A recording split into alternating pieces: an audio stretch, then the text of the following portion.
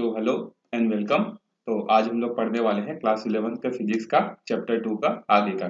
ठीक है, next part जो हम लोग देखने वाले हैं। जैसा कि पिछला वीडियो में हमने क्या किया था, एसआई यूनिट्स के हमने सारे डेफिनेशंस जो है कवर कर लिए थे। ठीक है, मास क्या होता है, केजी, मास का जो एसआई यूनिट होता है केजी है। 1 केजी किसको बोलते हैं, 1 मीटर किसको बोलते हैं, 1 सेकेंड किसको बोलते हैं, 1 कैंडेला किसको बोलते हैं। ये सारे डेफिनेशन जो है हमने क्या किया था, कवर अप कर दिया था। ठीक है, आज हम लोग देखते हैं उसमें से प्रैक्टिकल यूनिट ऑफ लेंथ।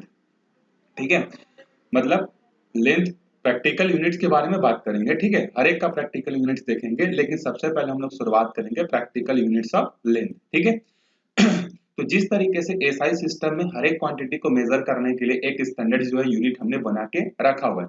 जैसे अगर हम लोग मास को मेजर करना चाहते हैं तो केजी से मेजर करेंगे, एसआई सिस्टम हमारा केजी बताता है। टेम्परेचर को मेजर करना चाहते हैं तो केल्विन है हमारे पास। ठीक है, टाइम को मैनेज करना चाहते हैं तो हमारे पास सेकेंड है।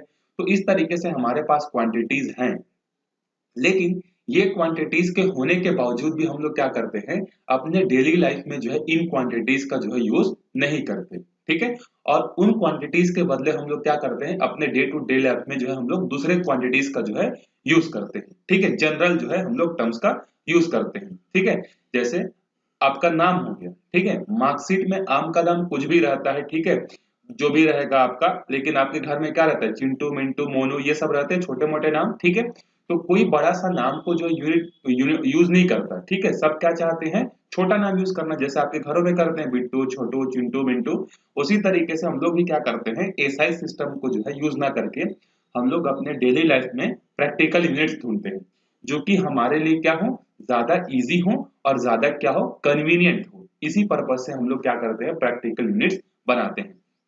जैसे सबसे पहले हम लोग देखते हैं केजी से रिलेटेड। केजी का जो एसआई यूनिट में जो हमने सिस्टम में जो बना कर रखा हुआ यूनिट, वो क्या है, 1 केजी। 1 केजी को हम लोग स्टैंडर्ड बोलते हैं। ठीक है, और 1 केजी कितना होता है हमने डिस्कस कर दिया है। लेकिन जब हम लोग ज्वेलरी शॉप जाते हैं, ठीक है, ज्वेलरी खरीदने के लिए जाते हैं, तो वहां पर शॉपकीपर को हम लोग ये नहीं बोलते कि भैया हमको 1 केजी का ज्वेलरी चाहिए या हमको 1 केजी का रिंग चाहिए, ऐसा बोलते हैं क्या? नहीं, वहां पर हम लोग क्या बोलते हैं, भैया 5 ग्राम का एक रिंग दिखाना, 2 ग्राम का एक दिखाना, 10 ग्राम का दिखाना। तो हम लोग वहां पर केजी का यूज नहीं करते, वहां हम लोग किसका यूज करते हैं, ग्राम का। लेकिन कायदे से तो हमको किसका यूज करना चाहिए, केजी का, क्योंकि आप तो फिजिक्स वाले हो, फिजिक्स पढ़ के गए हो कि केजी जो होता है एसआई यूनिट होता है, तो आपको केजी में बात करना चाहिए। मतलब अगर आपको 10 ग्राम का, अगर आपको क्या करना है, कुछ ज्वेलरी खरीदना है, तो 1 केजी मतलब 1000 ग्राम। तो 1 ग्राम मतलब कितना हो जाएगा, आपको यहाँ से जो है 100 डिवाइडेड बाई 1000 आपको करना पड़ेगा। ठीक है, तो वहां से जो है आपको ग्राम जो है केजी में कन्वर्ट हो जाएगा। ठीक है, जो कि बहुत लंबा प्रोसीजर है, और ज्वेलरी ही तो खरीदना है हमको, इतना बड़ा मैथमेटिक्स करने की क्या जरूरत है। ठीक है, तो इसीलिए हम लोग क्या करते हैं, इसके बदले जो है ग्राम को यूज करते हैं, और ग्राम जो है हमारे लिए भी समझ में आता है, और जो दुकानदार है उसको भी क्या होता है, अच्छे से समझ में आता है। तो ग्राम क्या हो गया, ये एसआई यूनिट नहीं है, लेकिन इसको तो हम लोग मेजर करने के लिए यूज कर रहे हैं एक यूनिट की तरह, तो इसको हम लोग क्या बोलेंगे, प्रैक्टिकल यूनिट बोलते हैं। ये तो हो गया बहुत छोटे से मास को मेजर करने के लिए। दूसरा एक और एग्जांपल हम लोग देखते हैं, जब हम लोग क्या करते हैं, ट्रक्स जो होते हैं, ट्रक्स में जो है, या ट्रक्स में कोई सामान लेकर जाते हैं। ठीक है, तो ट्रक्स में जब हम लोग सामान लेकर जाते हैं, तो वहां पर जैसे न्यूज़पेपर में आपने देखा होगा कि पुलिस ने जो है क्या किया, ओवरलोडेड के कारण जो है क्या किया, इसका चालान काटा, इसको पकड़ दिया, और इसमें हद से ज्यादा क्या था, भार सामान था। तो वहां पर बताया नहीं जाता है कि उस ट्रक में कितना केजी सामान था, वहां पर केजी के बजाय क्या यूज किया जाता है, वहां पर यूज किया जाता है टन्स यूज किया जाता है। ठीक है, कि इस ट्रक में इतना टन कोयला है, इस ट्रक में इतना टन रेत है। तो वहां पर जो है मास के लिए केजी यूज नहीं किया गया, वहां पर कौन सा यूज किया गया, टन्स यूज किया गया।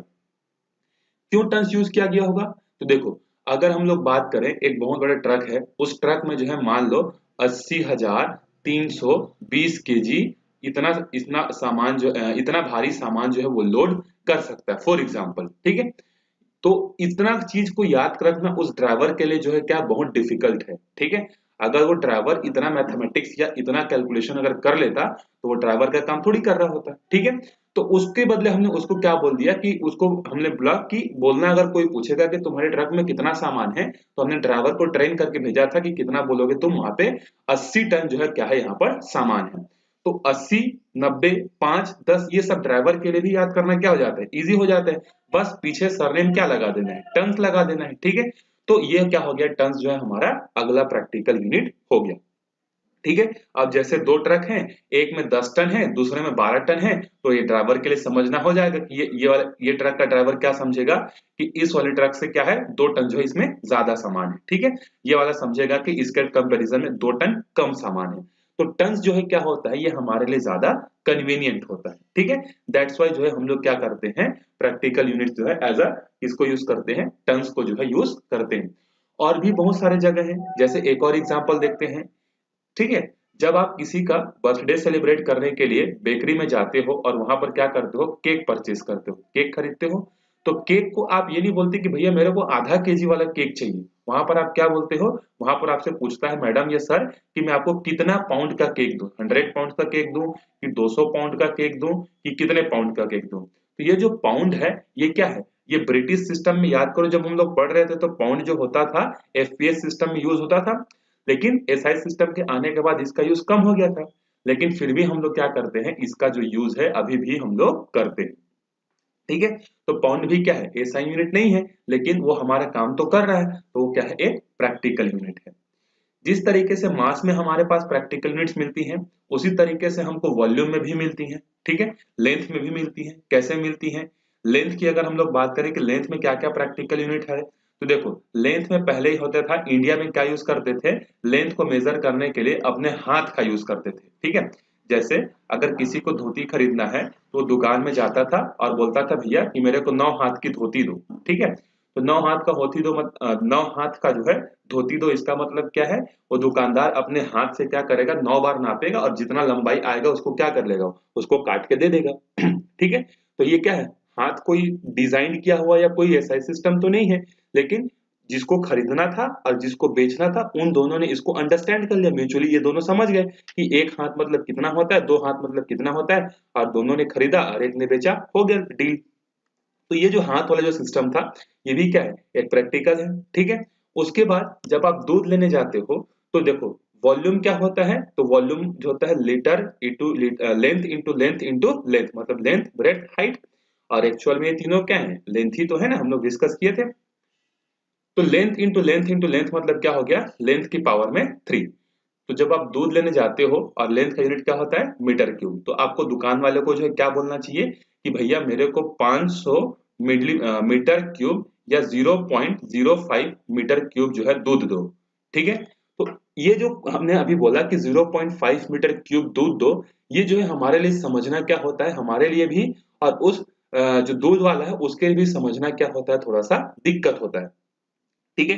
तो इस प्रॉब्लम को सॉल्व करने के लिए हमने मीटर क्यूब की जगह हमने क्या कर लिया, एक जनरल जो है एक यूनिट हमने पकड़ लिया, और वो यूनिट क्या होता है, वो दुकान वाले को भी आता है हमको भी आता है, और वो क्या है, मीटर क्या बोलते हैं, लीटर है। दुकान में जाते हो तो बोलते हो ना भैया 2 लीटर दूध दे दो, ज्यादा 10 लीटर दे दो, कम लेना है तो आधा लीटर दूध दे दो।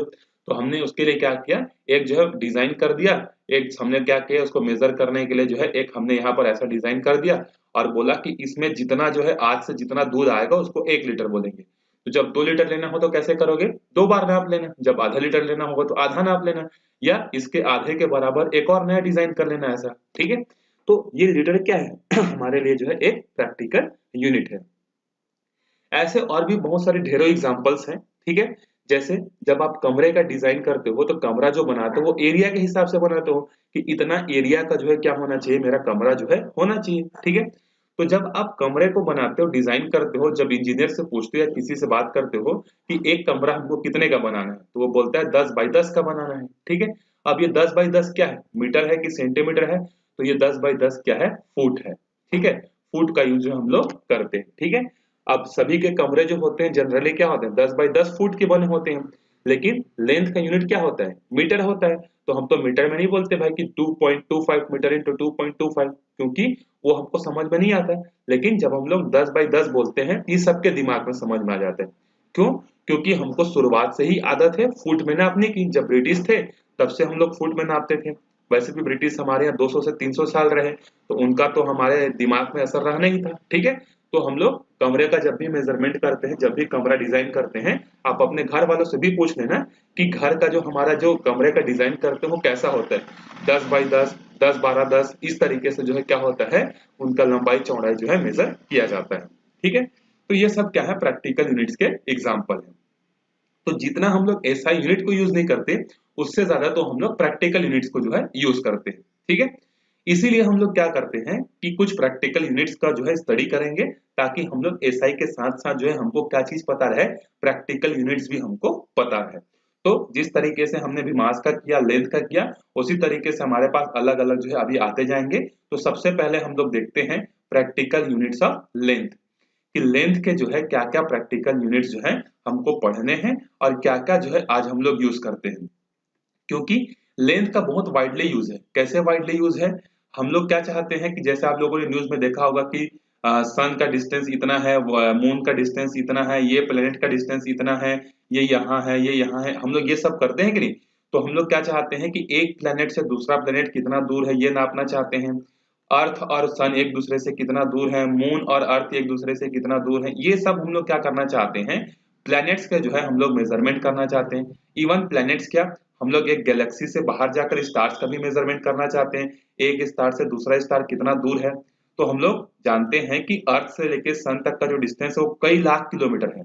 तो उतनी बड़ी क्वांटिटी को हम लोग याद नहीं रखना चाहते हैं कि 1,96,98,632 इतना दूर है सन जो है और अर्थ से। ये हमारे लिए क्या बहुत ज्यादा इनकन्वीनियंट है। ठीक है, तो हम लोग क्या चाहते हैं, हम लोग इजी याद रखें, एक क्यों ना हम लोग एक इजी यूनिट बना लें और उस इजी यूनिट को हम लोग याद कर लें, जिससे सबके लिए समझना क्या हो जाए, इजी हो जाए। तो हमने लॉन्ग डिस्टेंस को मेजर करने के लिए नई नई प्रैक्टिकल यूनिट्स बनाई, हमने छोटे छोटे डिस्टेंस को मेजर करने के लिए प्रैक्टिकल यूनिट्स बनाई। ठीक है, तो हम लोग उसी में देखते हैं जब हमको लॉन्ग डिस्टेंस मेजर करना होता है तब हमारे पास कौन से प्रैक्टिकल यूनिट्स अवेलेबल है। ठीक है, तो लॉन्ग डिस्टेंस को मेजर करने के लिए सबसे पहले हम लोग देखते हैं वन एस्ट्रोनॉमिकल यूनिट देखते हैं। ठीक है, जिसको शॉर्ट में 1 AU बोलते हैं। तो पहला लेंथ को मेजर करने के लिए प्रैक्टिकल यूनिट है 1 एस्ट्रोनॉमिकल यूनिट। ठीक है, अब ये 1 एस्ट्रोनॉमिकल यूनिट क्या होता है और इसको बनाने का पर्पस क्या है, देखो। तो हम लोग ये जानना चाहते हैं कि हमारे अर्थ से जो है मास का डिस्टेंस कितना है, हमारे अर्थ से जो है जुपिटर का डिस्टेंस कितना है, हमारे अर्थ से जो है सैटर्न का डिस्टेंस कितना है। तो हमको तो ये तो ऑर्डर पहले से साइंटिस्ट ने बता दिया है कि पहले कौन आता है, पहले बुध आता है, फिर मंगल आता है, फिर पृथ्वी आती है, मतलब प्लैनेट्स जो है इस तरीके से आते हैं, हमको पता है। अगर मैं आपसे पूछूं कि सन से जो है जुपिटर ज्यादा दूर है कि अर्थ ज्यादा दूर है, तो आप इजीली बता सकते हो कि जुपिटर ज्यादा दूर है। लेकिन अगर मैं वहीं पर आपसे पूछूं कि वो कितना दूर है, मतलब सन और अर्थ का जो डिस्टेंस है उसके मुकाबले जुपिटर और सन के बीच का डिस्टेंस कितना है, अगर आपको पूछूंगा मैं तो आप नहीं बता पाओगे। ठीक है, तो उस समय हमको क्या करना पड़ेगा, मेजर करने की जरूरत पड़ती है। और उसी के मेजरमेंट करने के लिए हमने एक नया यूनिट बनाया जिसको बोलते हैं 1 एस्ट्रोनॉमिकल यूनिट। तो एस्ट्रोनॉमिकल यूनिट्स किसके लिए यूज होता है, दो प्लैनेट्स के बीच का डिस्टेंस मेजर करने के लिए, मतलब एक गैलेक्सी के अंदर में दो दो जो है प्लैनेट्स या स्टार और किसी प्लेनेट के बीच का डिस्टेंस मेजर करने के लिए जो है यूज किया जाता है। जैसे सन से लेके अर्थ तक का डिस्टेंस मेजर करना है तो हम लोग क्या करेंगे, मीटर वाला सिस्टम यूज नहीं करेंगे, क्योंकि मीटर में जब हम लोग मेजर करेंगे तो क्या होगा, बहुत बड़ी क्वांटिटी आएगी, आएगी कि नहीं। जैसे हमको पता है कि जो है हमारे अर्थ का जो रेडियस है वो इवन कितना है, हमारे अर्थ का रेडियस है 6400 किलोमीटर। किलोमीटर मतलब 10⁻³ इसी को याद करना हमारे लिए बहुत ज्यादा डिफिकल्ट हो जाता है। तो भैया, तो हम तो सन से अर्थ की बात कर रहे हैं, मतलब कितना ज्यादा डिस्टेंस है, तो उसको तो मीटर में याद कर पाना पॉसिबल नहीं है। मीटर तो छोड़ो, किलोमीटर में भी याद करोगे तब भी क्या होगा, बहुत बड़ा होगा।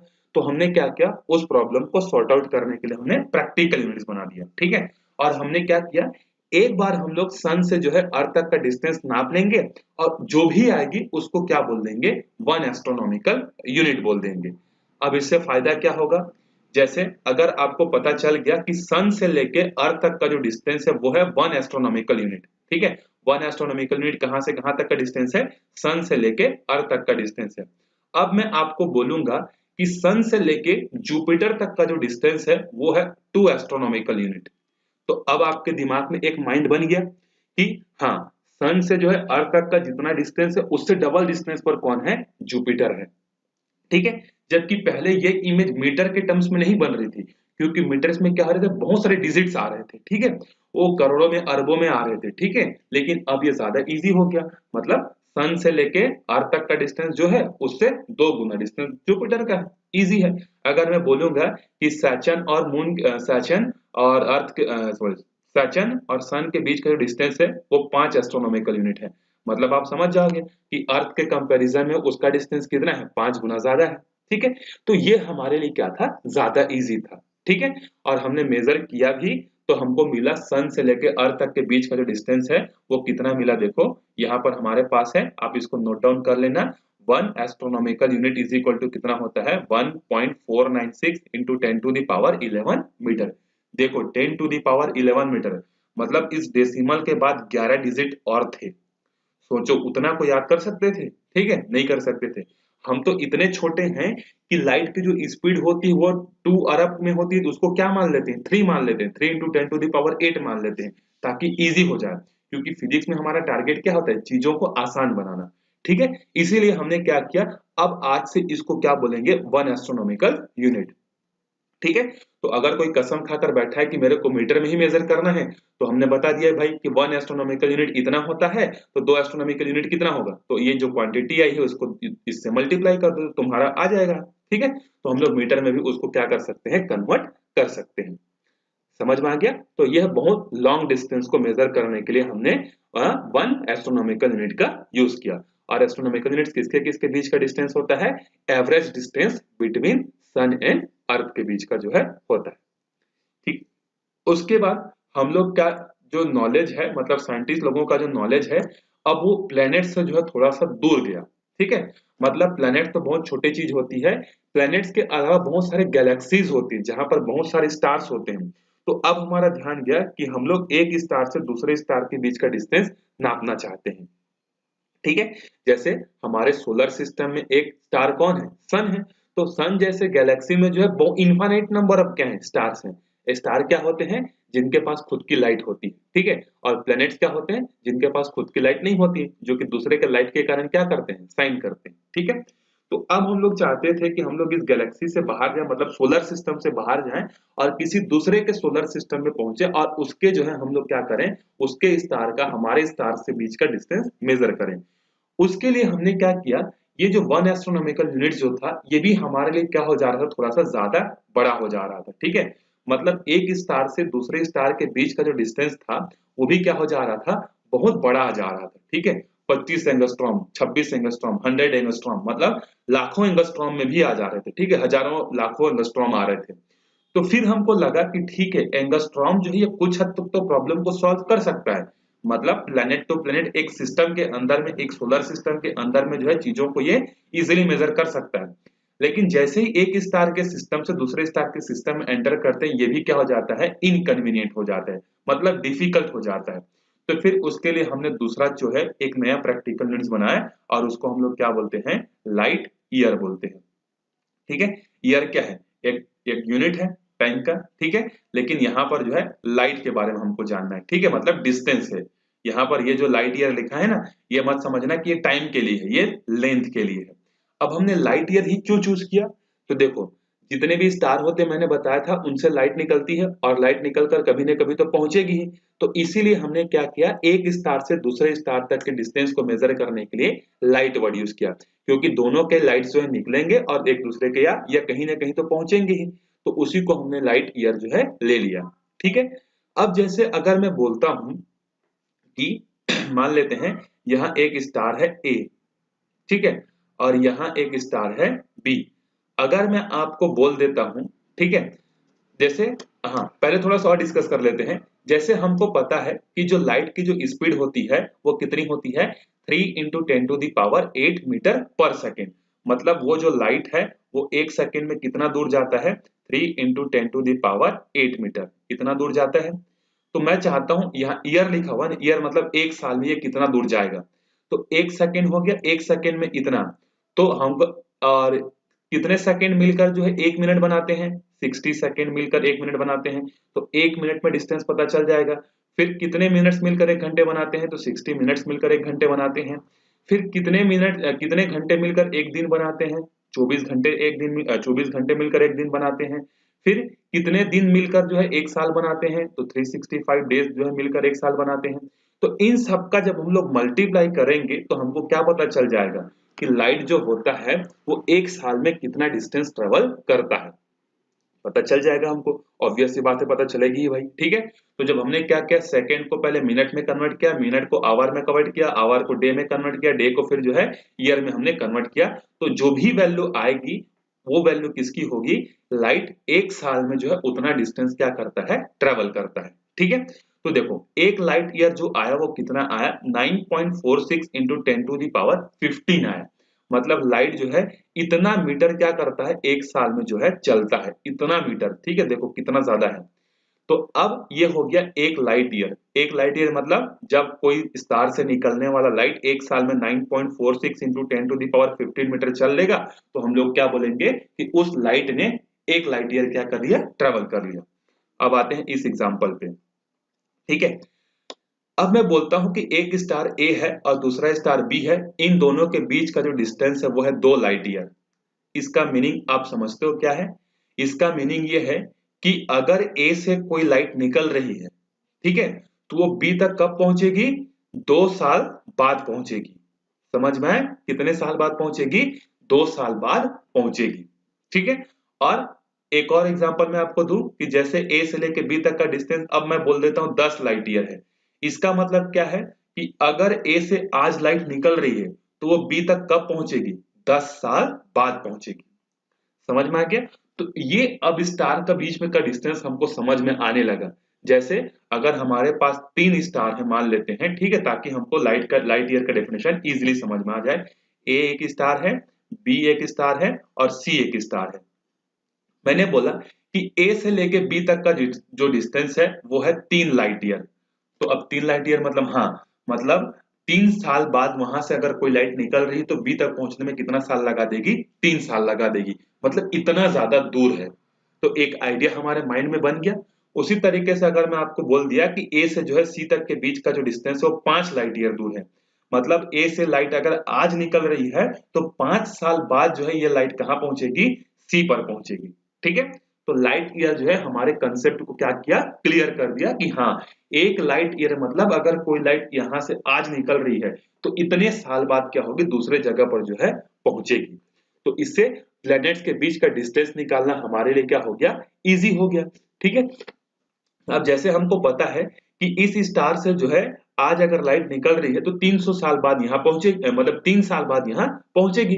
तब तक यहाँ पर हम लोग 3 साल तक बैठ के इंतजार थोड़ी करते रहेंगे, हम लोग अपना काम करेंगे और जैसे ही टाइम नजदीक आएगा, 3 साल पूरा होने वाला होगा, तो यहाँ पर पहुंच जाएंगे और जो भी हमको स्टडी करना है वो कर लेंगे, है कि नहीं। तो 3 साल वहां रहने से ज्यादा अच्छा है कि कैलकुलेशन कर लो कि कितना दिन बाद वहां लाइट पहुंचेगा, उतने टाइम बाद आप पहुंच जाना वहां पे, ठीक है। समझ में आ गया? चलो, तो ये था लाइट ईयर। अब देखो लाइट ईयर में क्या है, लाइट ईयर में जो है 10⁻15 है। और एस्ट्रोनॉमिकल यूनिट में क्या था, देखो एस्ट्रोनॉमिकल यूनिट में हमारे पास कितना था, 10 जो है यहाँ पर कितना था, देखो 11 था। एस्ट्रोनॉमिकल में अगर हम लोग राउंड ऑफ वैल्यू की बात करें तो 10 कितना था, 11 था। जबकि लाइट ईयर में क्या है, 10⁻15 है। मतलब एक लाइट ईयर जो होता है वो एस्ट्रोनॉमिकल यूनिट से कितना ज्यादा होता है, 10⁴ जो है मीटर ज्यादा होता है। 10⁴ मीटर मतलब कितना हो गया, किलोमीटर। मतलब 10⁴ मीटर, मतलब इतना इतना ज्यादा होता है कौन, लाइट ईयर। तो 10⁴ मतलब उससे 10⁴ टाइम्स ज्यादा। समझ में आ गया ये, ठीक है। चलो अब आगे देखते हैं, मतलब 10,000 गुना जो है ज्यादा भारी होता है, मतलब ज्यादा भारी नहीं, ज्यादा लंबा डिस्टेंस होता है कौन, लाइट ईयर, ठीक है।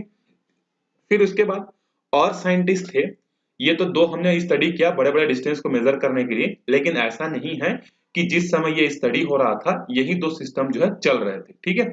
इसके अलावा और भी बहुत सारे सिस्टम जो है चल रहे थे। जैसे हमारे यहाँ लैंग्वेज बहुत सारे होते हैं, हर एरिया में अलग अलग लैंग्वेज होते हैं, उसी तरीके से हर जगह पर जो है इन डिस्टेंस को जो है अलग अलग तरीके से जो है नापा जा रहा था, नया नया सिस्टम जो है बनाया जा रहा था, ठीक है। तो उसी तरीके से लॉन्ग डिस्टेंस को मेजर करने के लिए एक साइंटिस्ट ने क्या किया, एक और नया यूनिट जो है डिजाइन किया, जिसको हम लोग बोलते हैं पारसेक बोलते हैं, ठीक है। क्या बोलते हैं उसको हम लोग, पारसेक बोलते हैं। पारसेक का मतलब होता है पर सेकेंड। तो यहाँ पर सेकेंड का मतलब हमारा टाइम से नहीं है ना, यहाँ पर सेकेंड का मतलब होता है एंगल से। ठीक है, तो आई होप आपको ये दो डेफिनेशन समझ में आ गए होंगे।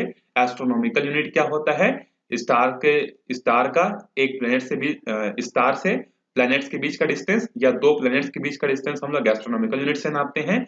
और लाइट ईयर का यूज हम लोग कहां से कहां तक करते हैं, स्टार से दूसरे स्टार के बीच का डिस्टेंस नापने के लिए हम लोग करते हैं। ठीक है, नेक्स्ट देखते हैं हम लोग पारसेक क्या होता है।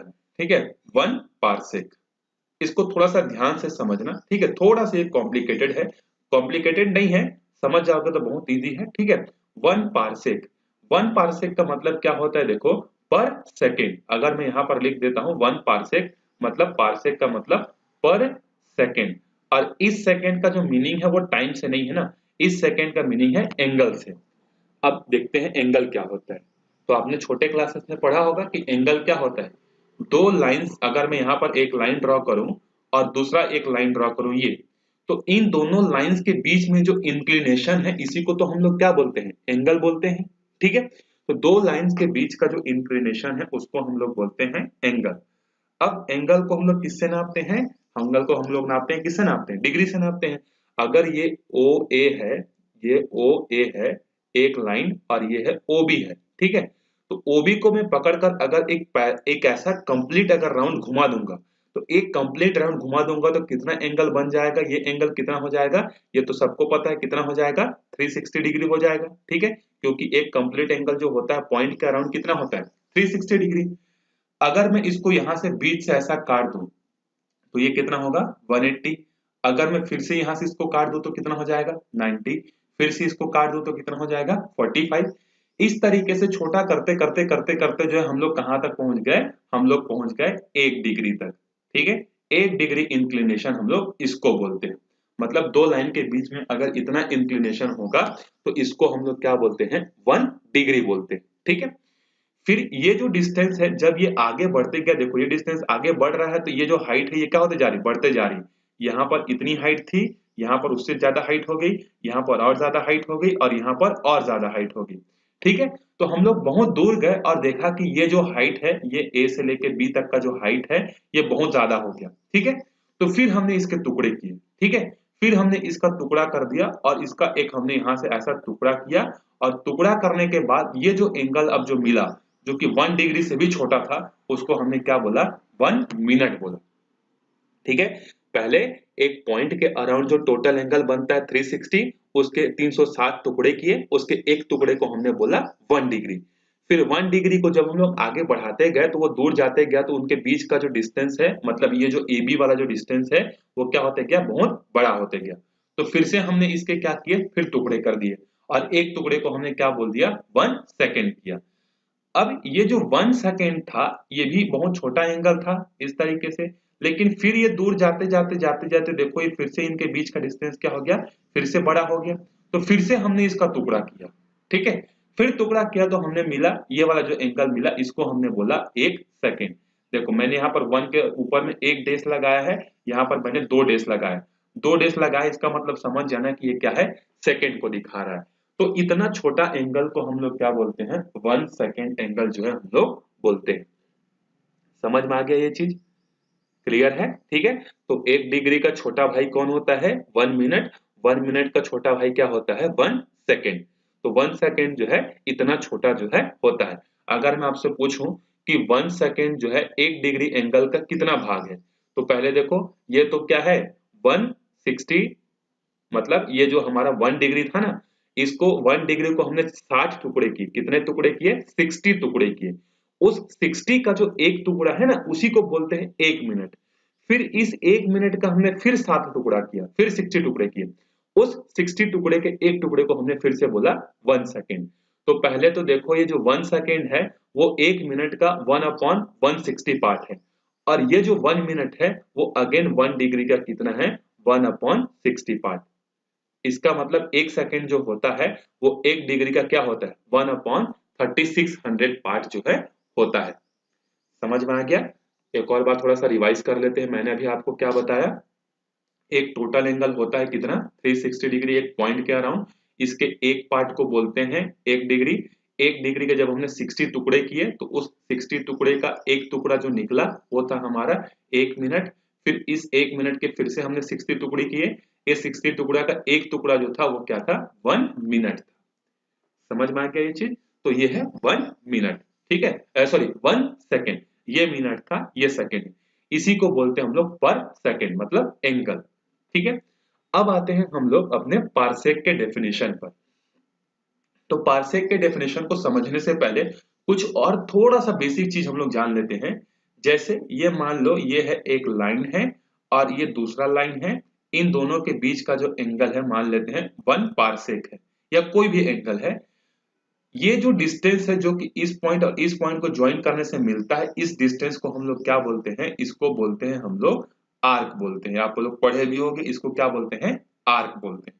तो आर्क क्या होता है, एक ऐसा डिस्टेंस जिसके दो एंड पॉइंट से क्या होता है, एंगल क्रिएट होता है। जैसे अगर मैं यहाँ पर एक आर्क ड्रॉ कर दूं और मैं बोलूं कि ये आर्क कितना एंगल बना रहा है बताओ, तो आप क्या करोगे, इस पॉइंट को और इस पॉइंट को ऐसे ज्वाइन कर दोगे। ठीक है, जहां पर ये दोनों एक दूसरे को काटेंगे ये उतना ही एंगल क्या हो रहा होगा, यहाँ पर बन रहा होगा।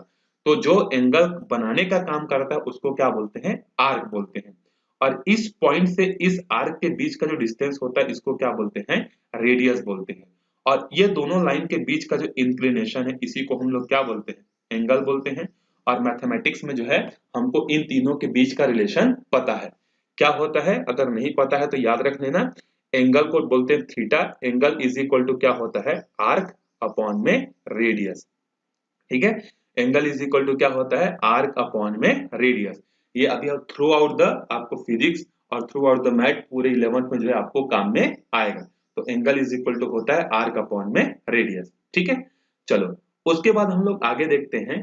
अब एक पार्सेक का डेफिनेशन हम लोग कैसे बनाएंगे। तो हमने क्या किया, ये जो आर्क है ना, इस आर्क को हमने ले लिया 1 एस्ट्रोनॉमिकल यूनिट।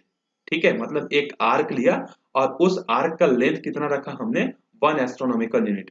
ये आर्क कितना है, 1 एस्ट्रोनॉमिकल यूनिट। अब आप बोलोगे कि सर 1 एस्ट्रोनॉमिकल यूनिट क्यों लिया हमने, क्योंकि 1 एस्ट्रोनॉमिकल यूनिट हमको पता है। और 1 एस्ट्रोनॉमिकल यूनिट जो होता है वो हमारे सोलर सिस्टम के लिए यूज होता है। ठीक है, लाइट ईयर क्यों नहीं यूज किए, क्योंकि लाइट ईयर जो होता है वो तो स्टार टू स्टार होता है और हम लोग अपना स्टडी हमारे सोलर सिस्टम में करना चाहते हैं। ठीक है, इसीलिए हमने जो आर्क लिया वो कितना लिया हमने, 1 एस्ट्रोनॉमिकल यूनिट लिया। फिर हमने क्या किया, देखो इसको जो है और इसको हमने मिलाया। ठीक है, ये दोनों यहां पर मिले। ठीक है, हमने देखा कि ये जो एंगल है ये है 1 डिग्री। ठीक है, अब हमने क्या किया, इसको और दूर मिलाया। ठीक है, अब जैसे जैसे ये दोनों डिस्टेंस दूर होते जाएंगे ना, इनके बीच का एंगल क्या होते जाएगा, कम होते जाएगा। देखो पहले यहां पर मिले तो बड़ा एंगल क्रिएट हुआ, यहां पर मिले तो क्या हुआ, छोटा एंगल क्रिएट हुआ। अब हमने देखा कि ये जो एंगल क्रिएट हुआ कितना हुआ, 1 मिनट हुआ। हमारा दिल अभी भी नहीं भरा, हमने क्या किया, इसको और बढ़ाया और फिर हमने यहां से इसको मिलाया, तो एंगल क्या हो गया, अब और छोटा हो गया। और ये एंगल कितना था, ये एक एंगल था 1 सेकेंड था। ठीक है, तो अब 1 पार्सेक का डेफिनेशन क्या हुआ, 1 पार्सेक वो एंगल होता है, ठीक है, मतलब वो डिस्टेंस होता है, ये मान लो a है और ये मान लो b है। ठीक है, तो 1 पार्सेक वो डिस्टेंस होता है किसी पॉइंट से लेके किसी आर्क के बीच का, जो आर्क उस पॉइंट पर 1 डिग्री, यहाँ 1 सेकेंड का क्या करता है सॉरी 1 सेकेंड का एंगल क्या करता है, वो क्रिएट होता है। वापिस से, एक पार्सेक वो डिस्टेंस होता है जहां पर कोई 1 एस्ट्रोनॉमिकल यूनिट का जो आर्क होता है वो इस पॉइंट पर क्या करता है, 1 सेकेंड का एंगल जो है क्या करता है, फॉर्म करता है। तो 1 सेकेंड का एंगल फॉर्म करने के लिए इस आर्क को जितना दूर जाना पड़ा वही दूर क्या कहलाता है, 1 पार्सेक। तो इस एग्जांपल में जो है यहां से लेके इसको इतना डिस्टेंस ट्रेवल करना पड़ गया, तो ये क्या कहलाता है, 1 पार्सेक कहलाता है। ठीक है, आपको जो नोट्स मिलेगा उसमें आपको क्या हो जाएगा, उसका प्रॉपर डेफिनेशन आपको मिल जाएगा। लेकिन फिर भी अगर आप जानना चाहते हो कि 1 पार्सेक का डेफिनेशन कितना होता है तो मैं आपको बता देता हूँ कि 1 पार्सेक जो होता है, आप नोट डाउन करना चाहो तो नोट डाउन कर सकते हो। ठीक है, 1 parsec radius of that 1 parsec is the radius of that circle which makes an angle of 1 which makes an angle of 1 second by 1 astronomical unit in 1 second. ठीक है, मतलब ये है कि the angle formed by 1 astronomical unit at a point and angle is 1 second and the distance from the point and the arc is 1 parsec. ठीक है, 1 parsec जो है ये होता है। ठीक है, अब 1 पार्सेक को जब हमने मीटर में कन्वर्ट करना चाहा तो 1 पार्सेक हमको कितना मिला, देखो 1 पार्सेक हमको मिला 3.08 into 10 to the power 16 metre. ठीक है, समझ में आ गया। तो ये इन दोनों से भी क्या था, बड़ा था, मतलब एस्ट्रोनॉमिकल यूनिट से जो है 10 to the power 5 टाइम्स बड़ा है और इससे लाइट ईयर से क्या है 10 गुना ज्यादा बड़ा है। ठीक है, लाइट ईयर से 10 गुना ज्यादा बड़ा है। ठीक है, समझ में आ गया। तो इस तरीके से हमने बड़े बड़े डिस्टेंस को जो है मेजर करने के लिए जो है हमने ये जो सिस्टम है ये यूज किए।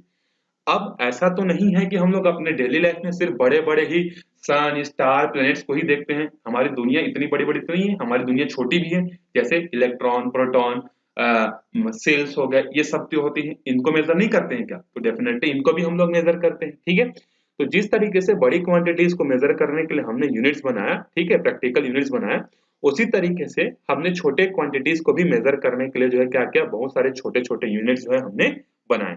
ठीक है, अब वो यूनिट्स क्या क्या है तो वो यूनिट से देखते हैं हम लोग।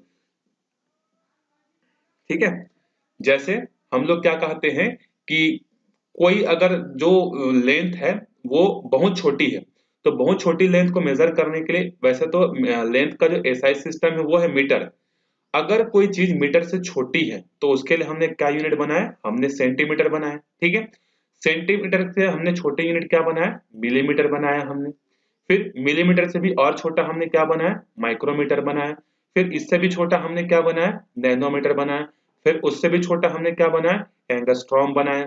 फिर उससे भी छोटा हमने क्या बनाया, फर्मी बनाया। ठीक है, अब इनके यूजेस कहाँ कहाँ होते हैं देखो। जैसे आप अपने कॉपी का जो लेंथ मेजर करते हो या अपने बुक्स का जो लेंथ मेजर करते हो वो मीटर में नहीं करते हो, किसमें करते हो, सेंटीमीटर में करते हो। इवन जो आप मैथ्स के क्वेश्चन सॉल्व करते हो ग्राफ पेपर में उसमें भी आप मीटर यूज नहीं करते हो, आप वहां पर क्या यूज करते हो, सेंटीमीटर यूज करते हो। ठीक है, तो सेंटीमीटर का यूज कहां पर करते हैं हम लोग, जो चीजें हमको दिखती हैं और जो ना तो बहुत ज्यादा बड़ी है ना बहुत ज्यादा छोटी है, तो ऐसे डिस्टेंस को मेजर करने के लिए हम लोग किसका यूज करते हैं, सेंटीमीटर का जो है यूज करते हैं। और 1 सेंटीमीटर इज इक्वल टू कितना होता है, अगर मीटर की हम लोग बात करें तो 10 टू दी पावर -2 मीटर जो है होता है। तो आप नोट डाउन कर लेना कि 1 centimetre is equal to 10 to the power -2 metre. मतलब 1 मीटर के 100 टुकड़े करें तो एक टुकड़ा जो होगा वो क्या होगा, 1 सेंटीमीटर। फिर उसके बाद हम लोग और इससे छोटा सा आते हैं। ठीक है, कि सेंटीमीटर से भी और छोटी चीजें होती हैं, जैसे मिलीमीटर होते हैं। अब मिलीमीटर का यूज हम लोग कहां पर करते हैं, तो हम लोग जब अपने पेंसिल का डायमीटर मेजर करते हैं, अपने हेयर का डायमीटर मेजर करना चाहते हैं, या जो है सेल्स का जो है डिस्टेंस जो लेंथ वो मेजर करना चाहते हैं, तो हम लोग वहां पर किसका यूज करते हैं, मिलीमीटर का यूज करते हैं। और 1 मिलीमीटर जो होता है वो क्या होता है, 10 टू दी पावर -3 मीटर का एक भाग होता है। मतलब 1 मीटर के अगर 1000 टुकड़े कर दें तो उसका एक टुकड़ा जो होगा वो हमको क्या बताएगा, 1 मिलीमीटर को बताएगा।